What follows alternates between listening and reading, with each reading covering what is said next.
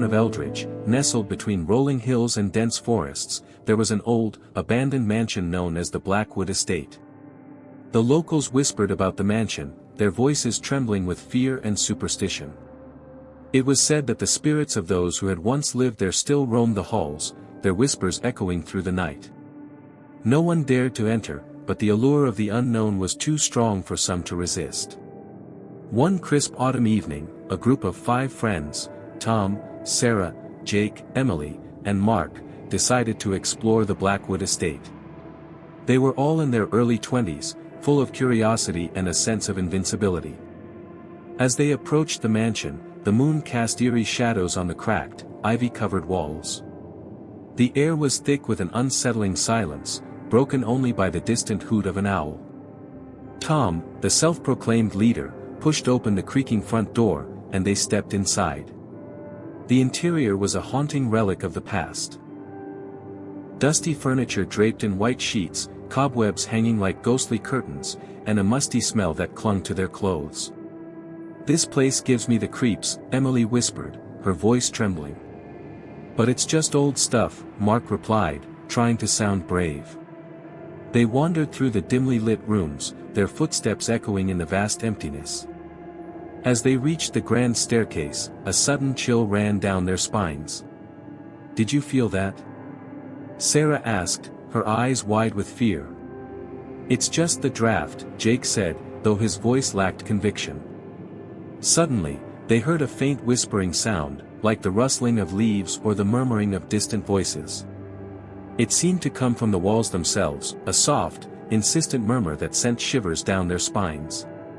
"What was that?" Emily asked, her voice barely above a whisper. "I don't know," Tom replied, his bravado fading. "But let's get out of here."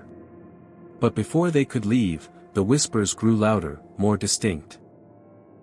They seemed to be calling their names, a haunting melody of voices that made their skin crawl. "Who's there?" Sarah called out, her voice trembling. There was no answer, only the relentless whispering that filled the air. As they tried to make their way back to the front door, the mansion seemed to come alive.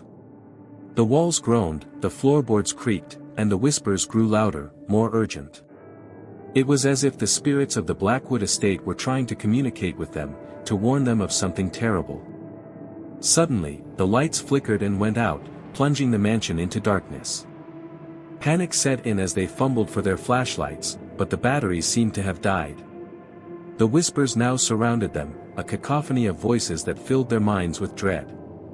"We need to get out," Mark shouted, but his voice was drowned out by the eerie sounds. In the darkness, they felt cold hands brushing against their faces, icy fingers that seemed to come from nowhere. The whispers turned into screams, a haunting symphony of terror that made their hearts race. "It's the spirits," Emily cried, her voice filled with fear. "They don't want us here." As they stumbled through the darkness, they heard footsteps behind them, the sound of someone, or something, chasing them. The whispers grew louder, more insistent, a chorus of voices that seemed to be guiding them deeper into the mansion. "We can't go back," Tom shouted, but it was too late. They found themselves in the basement, a dark, damp chamber filled with cobwebs and the scent of decay. The whispers were louder here, a haunting melody that seemed to come from the very walls. "This is the end," Sarah whispered, tears streaming down her face. "We should never have come here." As they huddled together, the whispers grew louder, more urgent. They seemed to be telling them something, a message from the spirits of the Blackwood Estate. "They want us to stay," Emily said, her voice trembling. "They don't want us to leave." In the end, the whispers became a deafening roar, a haunting symphony of terror that filled their minds with dread. The friends never made it out of the Blackwood Estate. Their bodies were found weeks later, huddled together in the basement, their faces frozen in expressions of terror. The whispers had claimed them, just as they had claimed countless others before them. To this day, the Blackwood Estate remains a place of mystery and fear. The whispers can still be heard on quiet nights, a haunting reminder of the spirits that dwell within its walls. And those who dare to enter never return, claimed by the whispering spirits that haunt the mansion forever.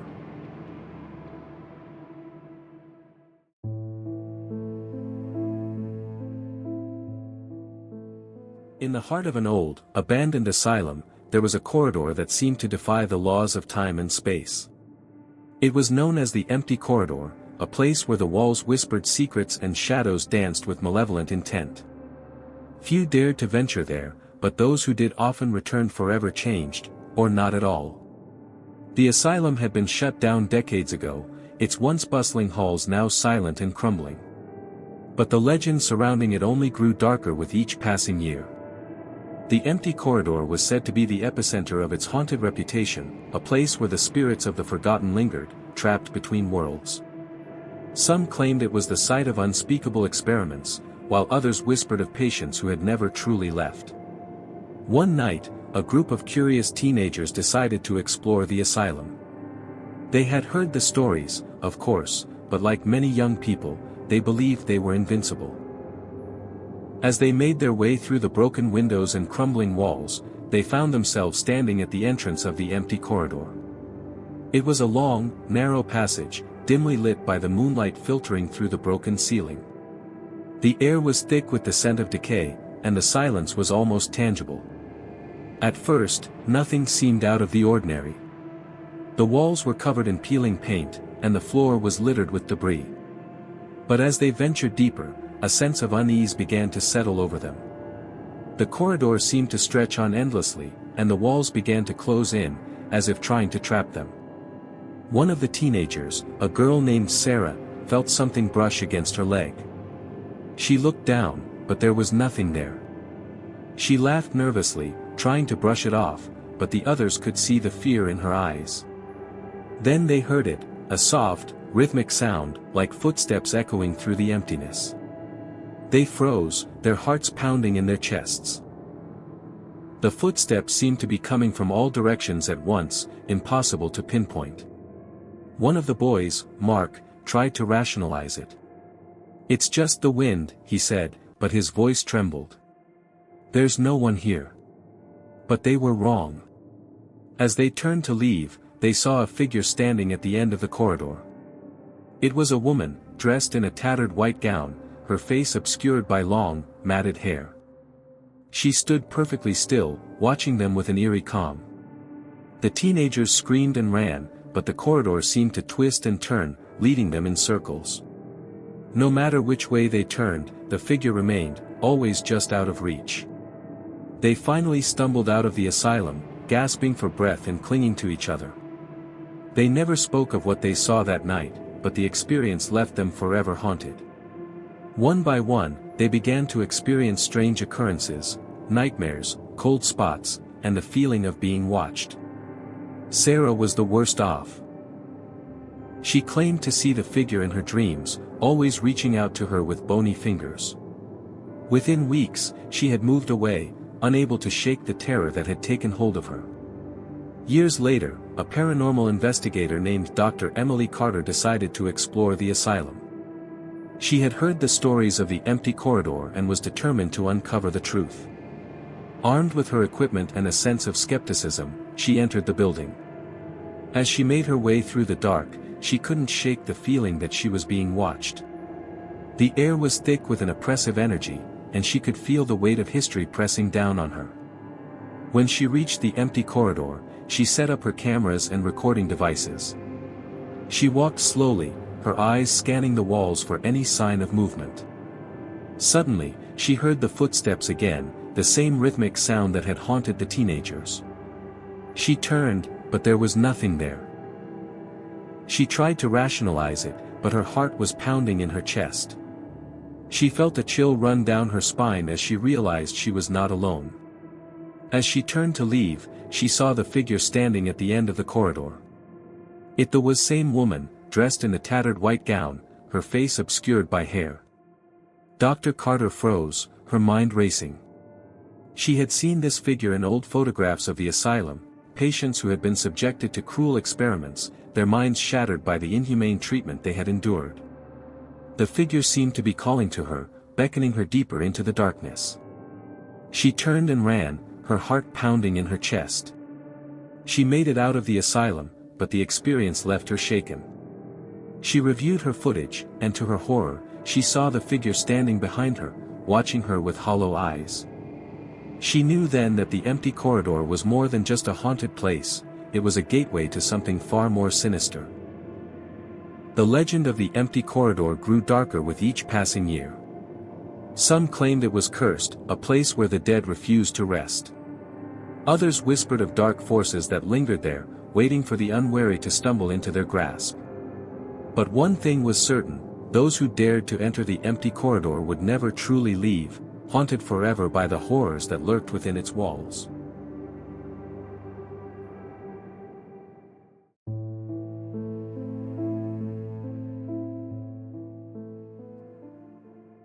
There is the peaceful town called Willow Creek, surrounded by rolling hills and dense woods, there stood an old Victorian mansion that seemed to murmur echoes of a bygone era. Time had stripped it of its former glory, leaving its facade faded and worn. Tucked away at the end of a winding drive, the house was avoided by the townspeople, who whispered of a curse and claimed it was haunted by the lingering spirits of its past residents. The house had belonged to the Harrington family, who had mysteriously vanished one stormy night over a century ago. Some said they were murdered, others claimed they fled in fear, but no one knew for sure. All that remained were the eerie stories passed down through generations. One cold autumn evening, a young journalist named Sarah moved into the house, determined to uncover the truth behind the legend. She was a skeptic, convinced that the tales of ghosts and curses were nothing more than local folklore. The house was cheap, and she needed a place to write her next novel, inspired by the very mystery she was about to unravel. As Sarah settled in, strange things began to happen. At first, it was just small things, objects moving on their own, cold drafts in the warmest rooms, and faint whispers in the night. She tried to brush them off as her imagination, but the occurrences grew more frequent and more unsettling.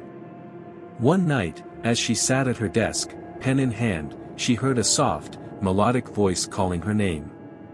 It was a woman's voice, gentle yet insistent. Sarah followed the sound, her heart pounding, until she found herself in the dusty, forgotten attic.